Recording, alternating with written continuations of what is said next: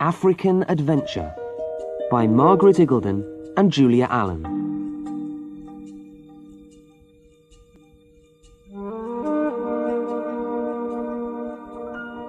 One. Return to Africa. Teresa looked out of the window of the plane and saw the lights of London below her. I can't believe it. I'm really going to Kenya. Goodbye, cold England. I'm going to the sun. 6 months in Africa. I'm so excited. Are you going to Kenya for a holiday? Asked the woman next to her.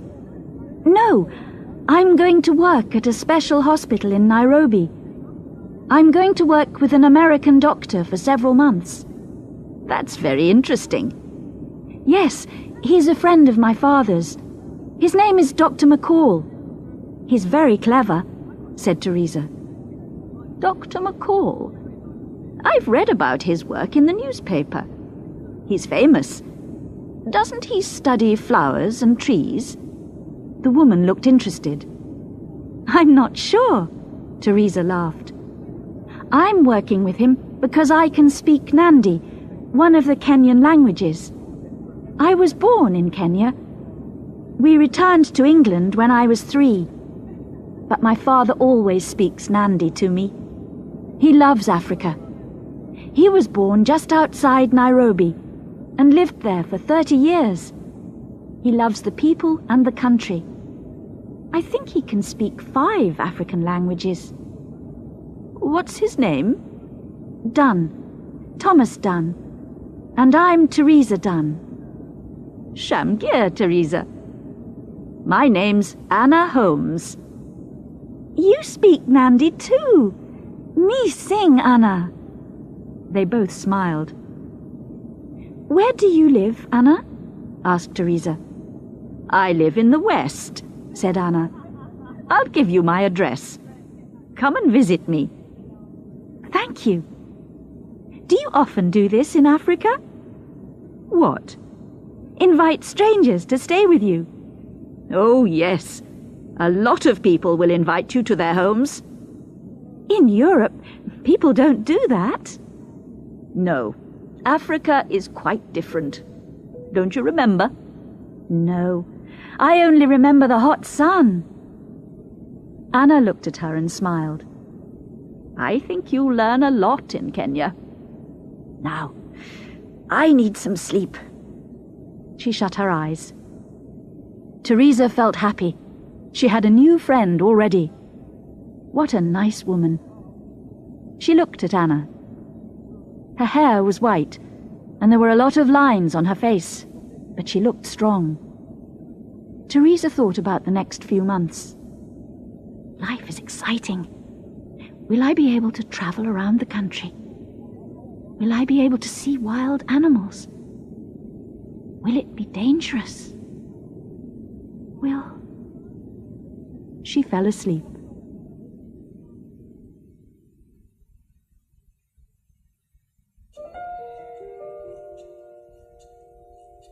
Two.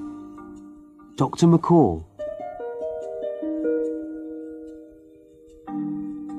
The next day, Teresa went to the hospital. It was 10 o'clock, and it was already very hot. She found Dr. McCall's office on the 2nd floor. Teresa! Hi! Welcome to Kenya. A short, fat man with black hair and dark glasses stood up. Come and sit down. You look hot. This is the hottest time of the year. Would you like a drink of water? Or a cup of tea? Could I have some water, please? Said Teresa. She looked round the room. There were a lot of photographs on the walls. They were all of Dr. McCall. One showed him with a gun. He was standing beside a dead animal. Another showed him with a group of Africans. Why did he have so many photographs of himself? What kind of man was he? Don't forget, you must drink a lot of water here or you'll become ill. Be careful. Wash all fruit before you eat it. What else must I tell you? The doctor sat back in his chair and put his hands together. "Always wear a hat when you go out in the sun. I don't want you to be ill." Teresa felt that she was back at school. Must not, be careful, do this, don't do that. Was it a mistake to come here and work for Dr. McCall, she thought. The doctor suddenly smiled. "I'm sure we'll work well together, Teresa. Your father and I are very good friends. I want to look after you. Sometimes Africa is a difficult country. Beautiful, interesting, but also dangerous." Now she understood. He was just worried about her. But she was 18, and she was old enough to look after herself. And she had read her father's books about Kenya. She knew a lot. "Tell me about your work, Dr. McCall." He went to the door and looked outside. Then he locked it. "Now, I'm going to tell you a secret. No one here in the hospital knows anything about it." "No one?" Teresa nearly laughed. This was just like a James Bond story. He spoke quietly. "I've discovered a medicine woman near Lake Victoria who can prevent a terrible sickness. No one else knows about her, only me." "What is the sickness?" Teresa asked. "It's river blindness. Many Africans catch it when they are babies. Slowly, very slowly, they go blind. There are hundreds and thousands of men, women, and children with the sickness. Think about it. Thousands of people cannot see." "How do they catch it?" Teresa felt sad. It sounded terrible. "A little fly that lives in rivers bites people. The fly leaves an egg in the bite, and this becomes a tiny worm. This worm gets into the blood and moves through the body, to the feet, legs, head, everywhere. It attacks the eyes, and very slowly the person goes blind. The eyes become red and tired, and under a microscope you can see silver lines in them. The lines are the sign of river blindness." Teresa felt terrible. This wasn't in the book she read. "How do the people live?" "In many villages, nearly everyone is blind. The young children can see. They have to hold the hands of the blind people." "Do they work?" said Teresa. "They have to. The children take them to the river or the forest. They bring water or find wood for the fire." "That's a very difficult life." "Yes, but they help each other. It's more difficult for us. When you live in a city, people don't help each other." Dr. McCall took off his glasses. His eyes looked strange, Teresa thought. What was the matter with him? "Can this medicine woman near Lake Victoria cure these blind people?" she asked. "No, she can't cure them. When someone has river blindness, no doctor or medicine woman can cure it. That's impossible." "But what does she do?" asked Teresa. "She's found a special flower. She gives it to the young people. Then they don't get river blindness." Teresa was excited. "That's wonderful! But what is my job, Doctor?" she asked. "I can't speak Nandi, and you can. I want you to come with me to the forest. You must talk to this medicine woman for me."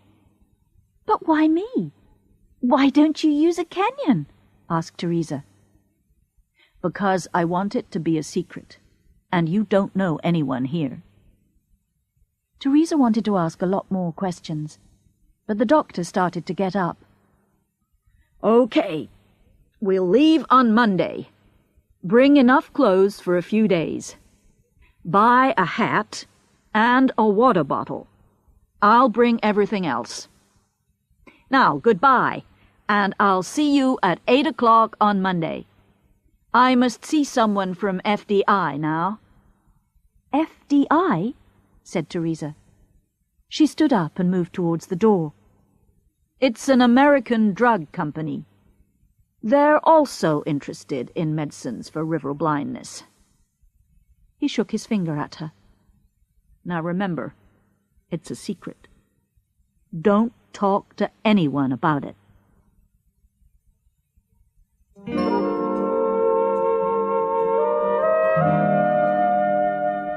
Three. Lunch with a reporter.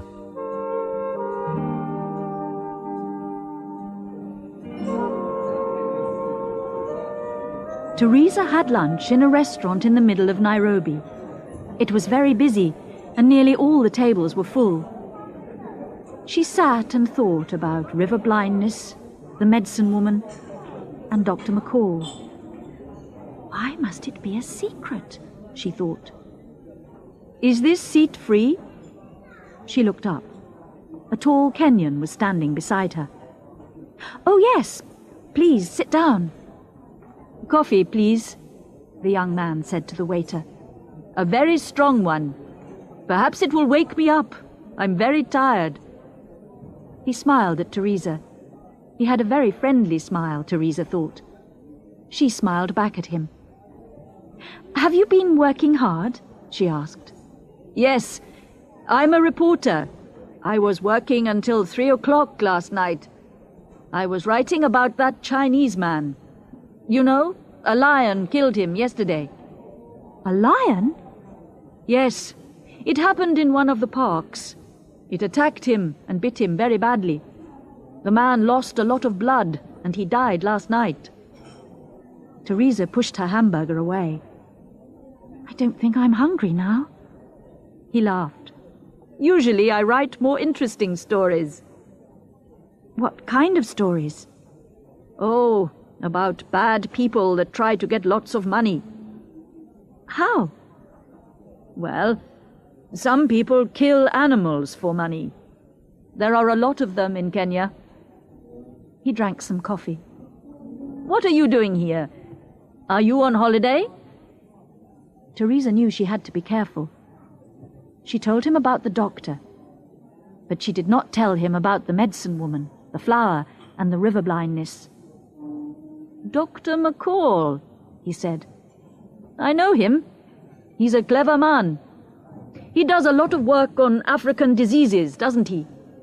But he won't talk about his work. He won't tell anyone." Teresa kept quiet. "Some people say he's working on something very secret." "Really? I don't know anything about it." Teresa tried to look surprised. "Don't you? Well, keep your eyes and ears open. When you have a story, telephone me. I know he's working on something." He took out a card.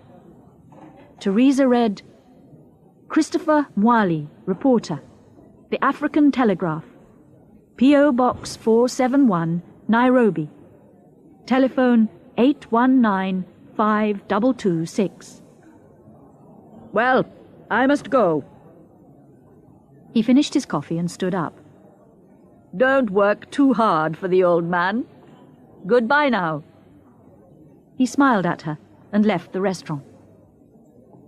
Teresa looked down at his chair. She saw a copy of his newspaper, The African Telegraph. She picked it up and looked at it. She saw the words river blindness and began to read. The African Telegraph. River blindness. The fight to stop it. Many people believe that there will soon be a medicine for river blindness. This medicine will not cure the disease, but it will prevent it.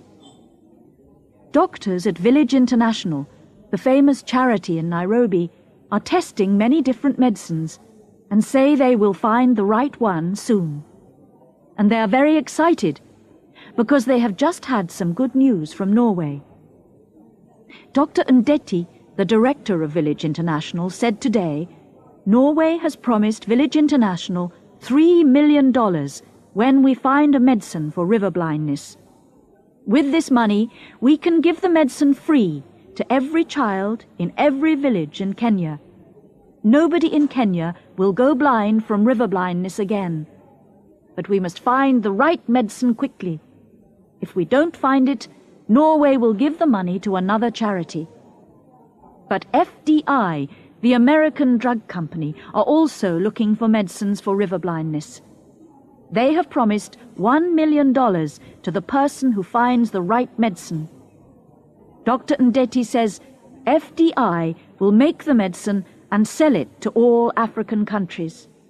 But the poor people in our villages cannot buy expensive American medicines. Teresa threw down the newspaper. Money, she thought. Is this why Dr. McCall wants the medicine woman and her flower to be a secret? Maybe he wants to sell the medicine to FDI and become rich.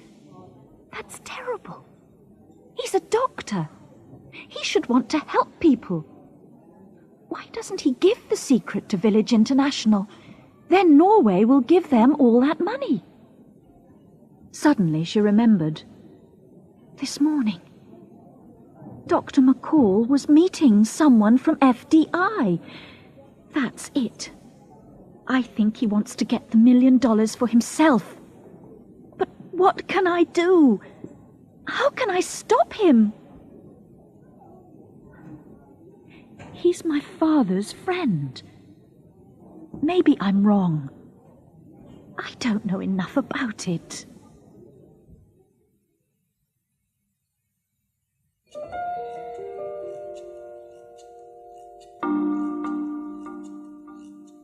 Four. The Medicine Woman.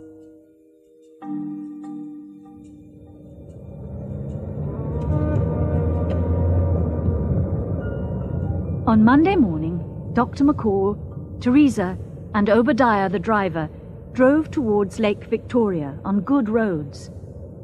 Teresa loved the wide sky, the high valleys, the little villages. This was Africa.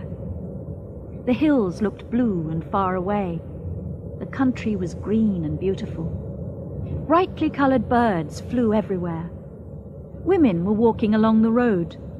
They were carrying heavy bundles of wood on their backs. Children were carrying water in large pots on their heads. Why aren't the children in school? Teresa wanted to know. They must help their families, said the doctor. And where are the men? They're talking with their friends, said Obadiah. In Africa, the women do the work. That's terrible, said Teresa. Dr. McCall laughed. Why did he laugh? Thought Teresa angrily. It wasn't funny. At about 5 o'clock, they arrived in the Nandi area. They stopped near a village. Dr. McCall walked down to a small lake and sat down on a rock. He watched the birds. Teresa helped Obadiah. They put up the tents and cooked some food. Teresa was feeling very tired and hungry. She was also angry with the doctor. Why doesn't he help us? She thought. I don't like him. He doesn't want to help anybody. Just then, Teresa saw a line of people. They were walking towards the village. There were 5 women, and in front she could see a little boy. He was holding the stick of the first woman. The next held on to her. Teresa called out to them. They heard her and called back, but they did not look at her. They walked slowly past the 3 tents. Teresa could see their eyes. All the women were blind. Teresa felt very sad. I will do anything to help these people, she thought. Anything.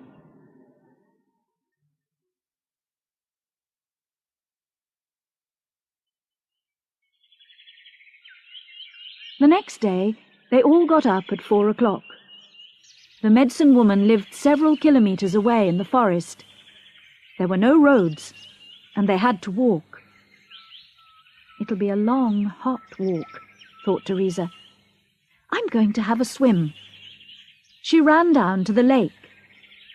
"Stop!" shouted Dr. McCall. "Don't touch the water!" What is it now? It's always don't do this and don't do that, thought Teresa. She walked back to the tents. "You'll get sick from that water. It's still," said the doctor. "I told you yesterday. In Africa you mustn't swim in still water. You'll catch a disease. In a few years you'll get sick and you'll feel very tired. That's why many of the people in this area can't work very hard." "I forgot," said Teresa, angry at herself. "Wash in the water that I brought," said the doctor. He sounded tired. "And listen to my advice, please. I've lived in this country all my life. I know it better than you." Teresa ate her breakfast silently. "I don't like him," she thought. "And he doesn't like me either. He thinks I'm silly. Well, I'm not." After breakfast, Dr. McCall told Teresa to get ready. She put on some strong shoes. She also put on her new hat and filled her water bottle. "I'm learning how to live in Africa," she said to Dr. McCall. He smiled but said nothing. They walked for several hours. The trees were very tall, with huge bright green leaves. Teresa could not see the sky. Birds screamed high above them. It was very hot, and the air was still and heavy. There was no wind. Teresa felt she could not breathe. They saw nobody for hours. But then, suddenly, there was a village in front of them. "Stop here for a minute, Teresa." She sat down immediately and drank all the water from her bottle. She was very hot and her legs ached.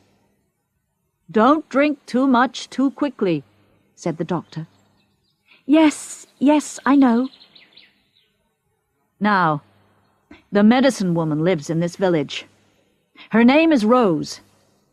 I want you to talk to her. Ask her to show you the flower that prevents river blindness." "But I thought you knew the flower." Teresa was surprised. "No, she won't tell me. But you are a woman, and you can speak Nandi. She will like that. And she can have money. Tell her she can have as much money as she wants." Teresa felt unhappy. Why was he talking about money?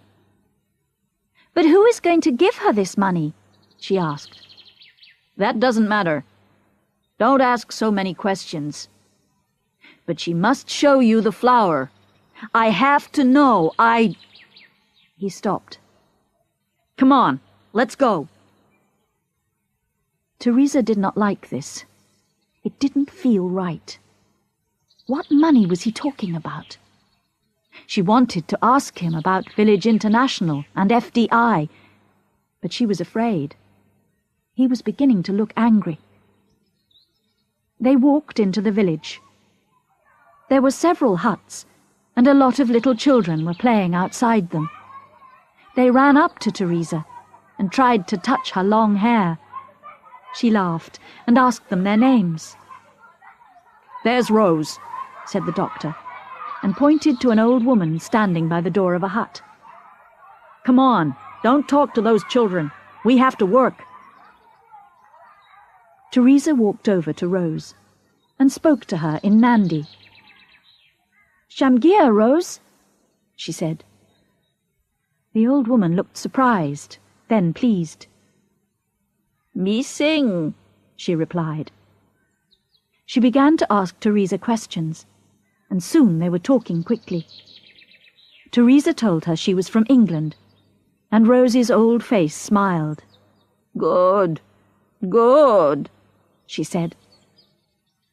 "What are you talking about?" Dr. McCall asked. I'm asking her about her family and telling her about mine. Well, hurry up. We haven't got all day. Teresa told Rose that she was very sad because there were so many blind people in Kenya. She wanted to help them. But I help them, said Rose. Every day I go to the forest and cut some flowers. From these flowers I make the medicine. All the young people in my village can see. No one goes blind here. Which flower do you use, Rose? Why do you want to know? It's a secret. Tell me, Rose. Then I can go to Nairobi and tell all the doctors there. You can help many people in Kenya and in Africa. Rose shook her head slowly. I don't know. I don't know, she said. What's the matter? Asked Dr. McCall. Nothing. She's thinking. Rose looked around the village. Her eyes were red and tired. Rose will go blind, Teresa thought. Yes, I will go blind soon, said the old woman. Teresa looked at her sadly. Rose, will you tell me the secret? Tell me about the flower you use. Then the doctors can make the medicine from the flowers. They can help many people in Kenya, in all Africa. Please, Rose. Rose looked at Teresa. You are a good girl, but... She looked at the doctor. He was here before, with another man. She shook her head again. I don't know. Tell her she can have money, said Dr. McCall. Rose, Teresa began. What could she say? The doctor wants to help. He will give you money. No, I don't want money. I will not tell him. I do not trust him. I will tell you. Only you.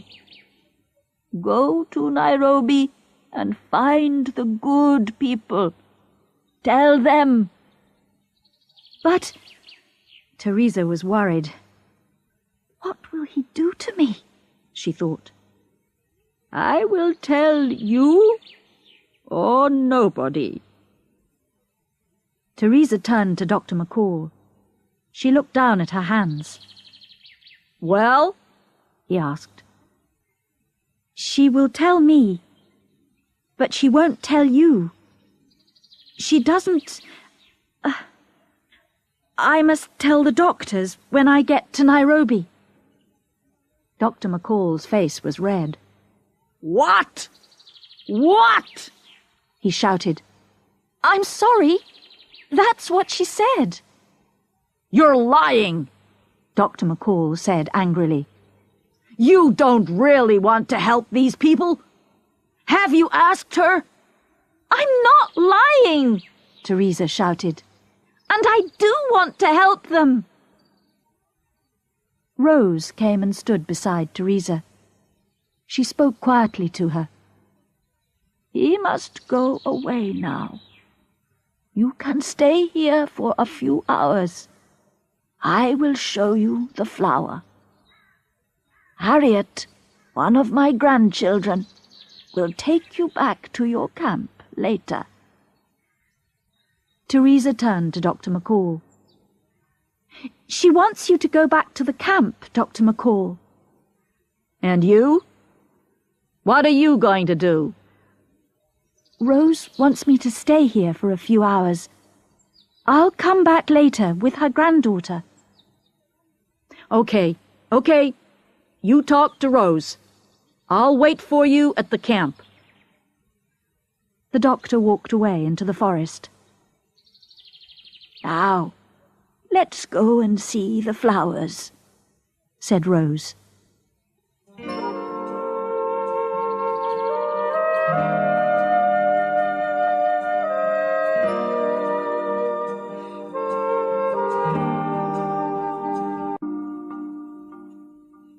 Five. The Secret Leaves.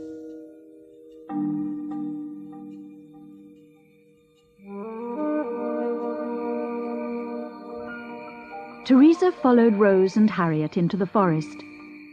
It was very dark under the trees and very hot.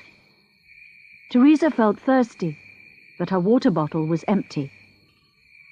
They walked for half an hour, then they crossed a river. Rose went to some tall trees beside the river.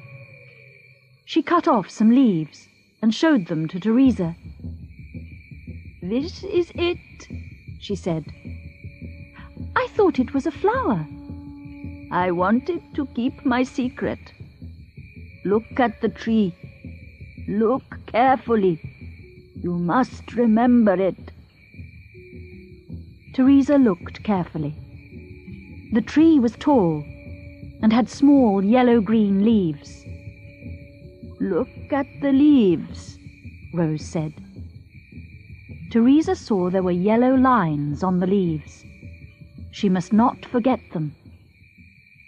"Take some. Now, let's make a fire, and we will boil the leaves 3 times. Teresa found some wood, and they made a small fire. Rose took a pot from under some sticks. Harriet went to the river and got a little water. Then she put the pot on the fire and threw the leaves in. "Is that all?" Teresa asked Rose. "We must boil the leaves 3 times," said Rose. "Then we wait for an hour. When it's cold, you can use it." "That's easy," Teresa laughed. "I did not say it was difficult. But now it is your secret and mine. Use it well. Show the leaves only to the good people. Now, Harriet will take you back to your camp."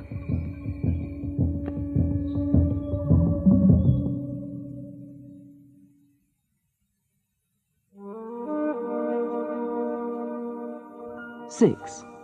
A Strange Dream.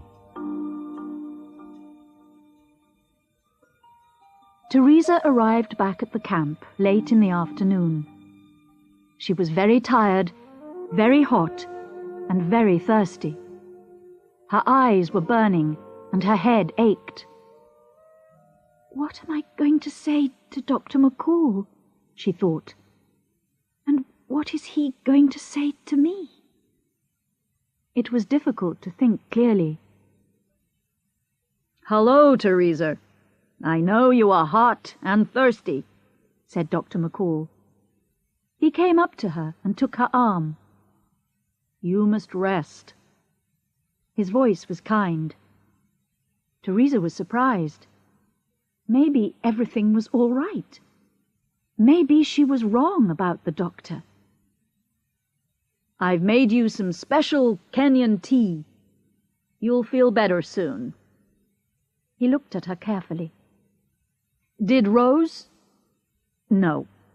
You must rest first." Teresa sat down and drank the tea quickly. "Thanks very much, Doctor." She began to feel very sleepy. Something strange was happening. Her head felt very light. She felt sick.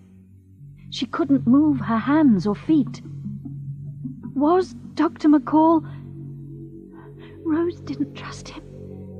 I don't trust him. Why did he give me the tea? Was there something in it? His face came towards her.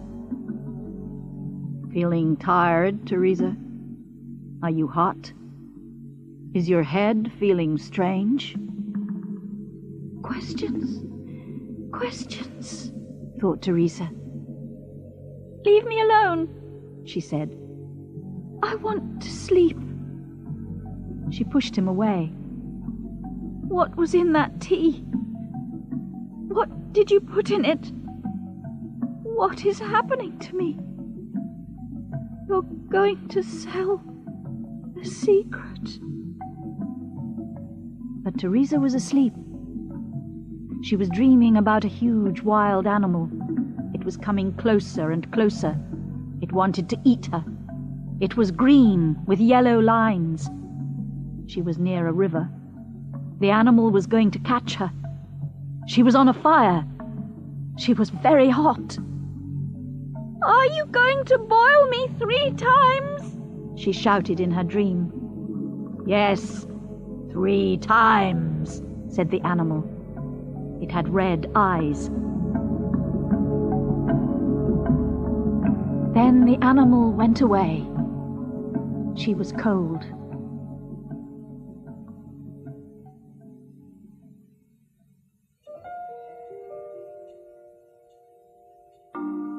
Seven. Anna helps.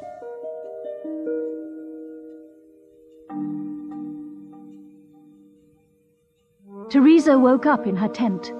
She felt sick. What happened? She thought. Maybe she needed some water. She felt very hot. Dr. McCall! She shouted. There was no answer. She opened her tent and looked outside. The tents were there, but there was no car, no Dr. McCall, and no Obadiah. Where are they? She thought. Have they left me here alone? Miss Teresa? Teresa jumped. Harriet, Rosie's granddaughter, was standing in front of her. Miss Teresa, I saw you were sick. I stayed behind your tent. The white man asked you questions, and you told him the secret. You told him about the leaves. Then they went away in the car. The little girl looked up at Teresa. She was crying. Oh, no. The tea. I remember. It was the tea. I think he put something in the tea. I talked because of the tea. Teresa was very angry.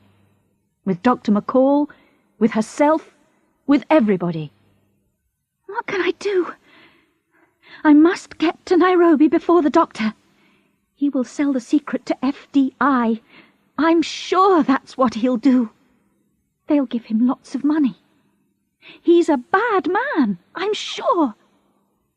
I must find that reporter, Christopher Mwali. He will help me. I must see Village International and tell them. I have to get to Nairobi. Quickly. She held her head in her hands. Oh, my head aches. Harriet looked at her with big round eyes. I will take you to the big house. They will help you. How far is it? 2 hours' walk. But, Miss Teresa, you look sick. You must drink lots of water. There isn't time. I must get to Nairobi. Let's go. They walked quickly through the forest. Teresa wanted to lie down and sleep. Everything ached. Her legs, her head, her eyes. But she walked and walked and thought of the doctor. I must stop him. I must stop him. They left the forest and came to a narrow road. It was beginning to get dark. Harriet stopped. Walk along here for 20 minutes, and you will see the house. An English woman lives there. She will help you. Goodbye, Miss Teresa. Goodbye, Harriet, and thank you." Teresa ran, then walked along the road. Her head felt strange, and her eyes were burning again. Suddenly, she came to a big house with a large garden. A white-haired woman was sitting in a chair outside the door. "Hello," called Teresa. "Please help me. I'm in trouble." The woman stood up. It was Anna Holmes. "Well, it's Teresa Dunn. What are you doing here? What's the matter? You look hot and dirty. Have you been discovering Africa?" "Anna, oh Anna, I'm glad to see you. Please help me. I must get to Nairobi immediately." "Sit down, Teresa. Would you like some water? You look—" "Anna, this is important. I've learnt a secret. This secret, well, it can prevent river blindness." "What? Are you sure?" "Yes, of course I'm sure. But I must get to Nairobi. I must tell—" Teresa suddenly felt very tired and sick. "Why don't you go tomorrow? You look terrible. I'll get you some water. Sit down and rest." "No. I must go now. Listen." Teresa tried to speak clearly. "Dr. McCall is going to sell the secret to an American drug company. They'll give him $1 million for it. They'll make the medicine, and the people here won't have enough money to buy it. He's only interested in himself. I'm sure he's working for this company. He's a bad man. I don't trust him." Then Teresa told Anna everything. About Village International, about Rose and Harriet, about Dr. McCall's strange tea, about her terrifying dream. "And Harriet heard me. I told him the secret while I was sleeping." Anna jumped up. "Okay, don't worry. I'll telephone the flying doctor now." Teresa lay on the ground. "Will I get to Nairobi in time?" she thought. Anna came back quickly. "The doctor will be here in 30 minutes. She'll take you to Nairobi in her plane. Then you can tell your secret to everyone." Teresa sat up. "That's wonderful. Thank you, Anna. But what is the Flying Doctor?" "It's a charity. When a person is sick and there's no hospital near them, the doctor flies in, picks up the sick person, and takes them to Nairobi. They've saved many lives. Now, drink this water."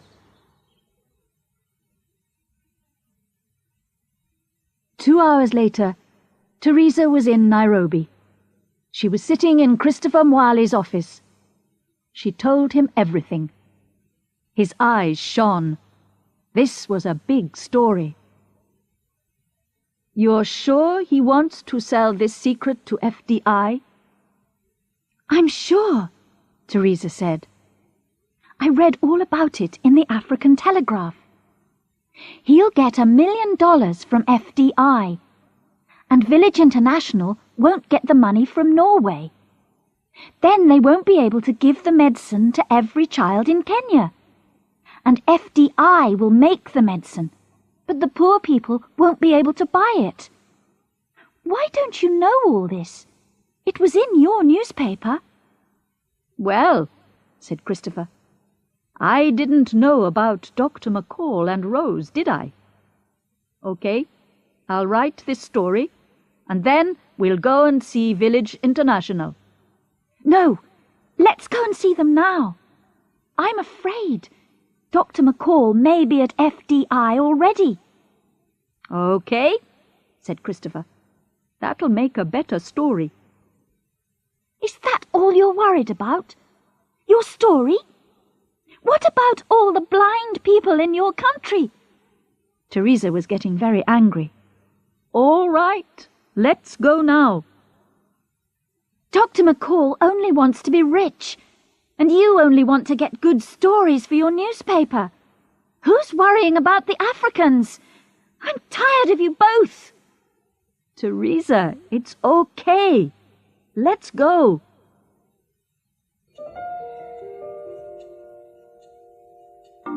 Eight. Teresa goes to a meeting.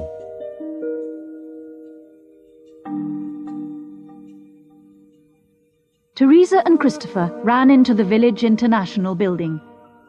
A woman was talking on a telephone. Teresa went over to her. "Excuse me, but this is very important. I must speak to the director of Village International. I must see him now." The woman was surprised.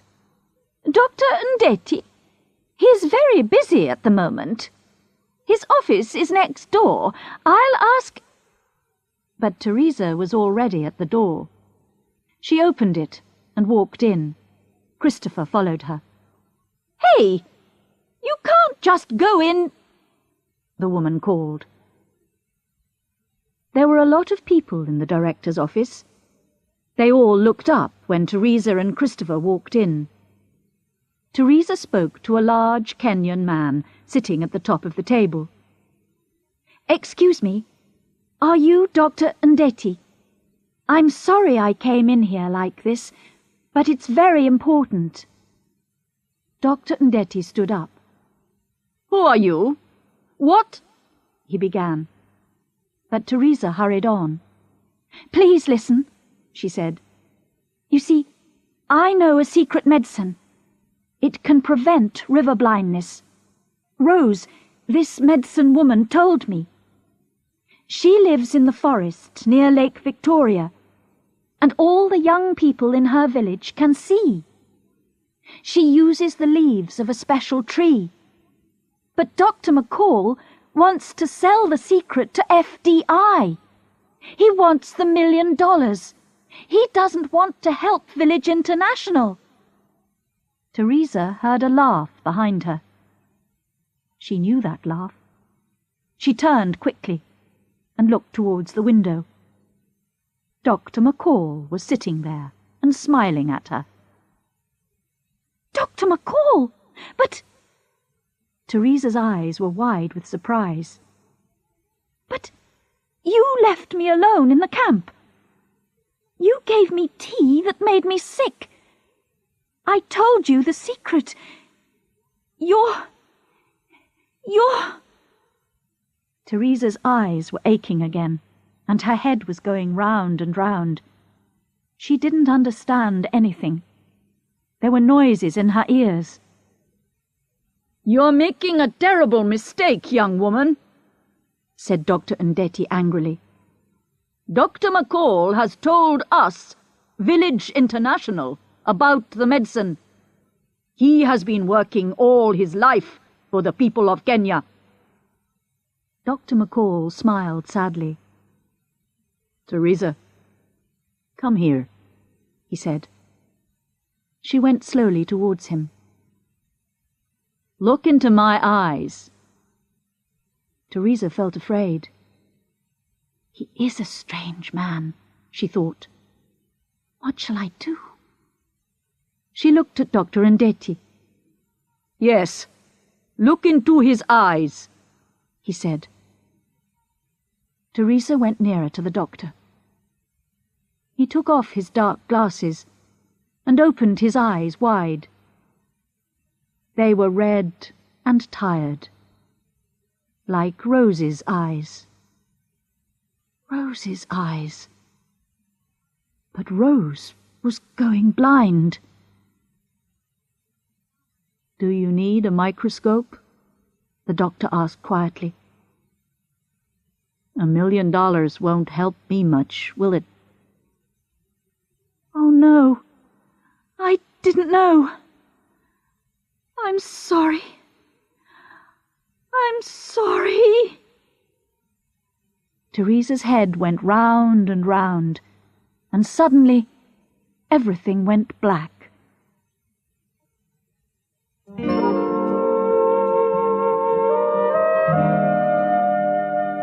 Nine. A happy ending.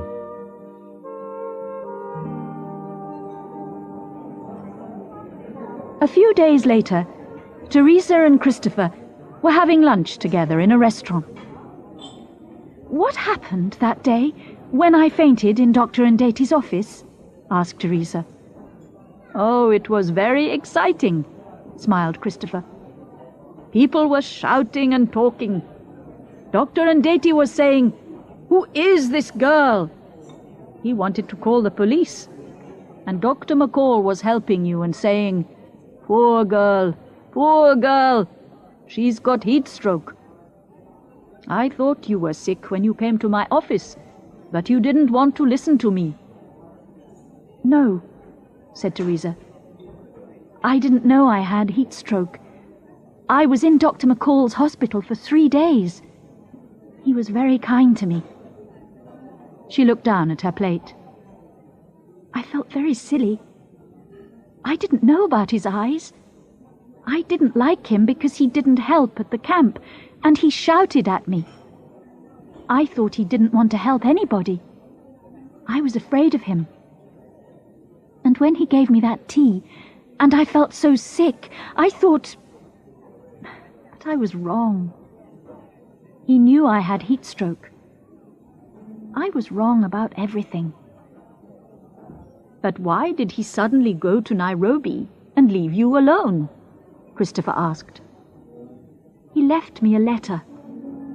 He wanted to fly to Nairobi immediately with the good news for Village International. He wanted them to get the money from Norway.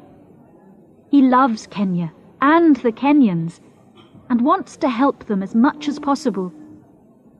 He didn't want the money from FDI." Teresa smiled. "He left the letter in my bag, but I didn't see it. He told Obadiah to come back and look after me. But when Obadiah got back to the camp, I wasn't there. I feel terrible about it." "Why didn't he tell you everything earlier?" said Christopher. "He didn't trust me. He thought I was too young and a bit silly. Maybe I was." "Don't worry, Teresa," Christopher smiled. "Dr. McCall isn't angry with you now, is he?" "No. He thinks it's funny. I don't know why. But I never want to see Dr. Ndate again. He was very angry with me." "Oh, Teresa. Well, Village International will help all the people with that medicine now. They'll get the money from Norway, and every child in Kenya will have the medicine. Be happy." "I am. Oh, I am." "What are you going to do now?" Christopher looked at Teresa. "Are you going back to England? Or do you want to learn more about Africa?" "Oh, yes. I love it here. I love the space, the sky, the flowers, the birds." She laughed happily. "In the mornings, I'm going to help Dr. McCall in his hospital. And you could give me a job as a reporter. I'm good at writing stories." "You're certainly good at inventing them," smiled Christopher. "Let's drink to that." And they lifted their cups of coffee.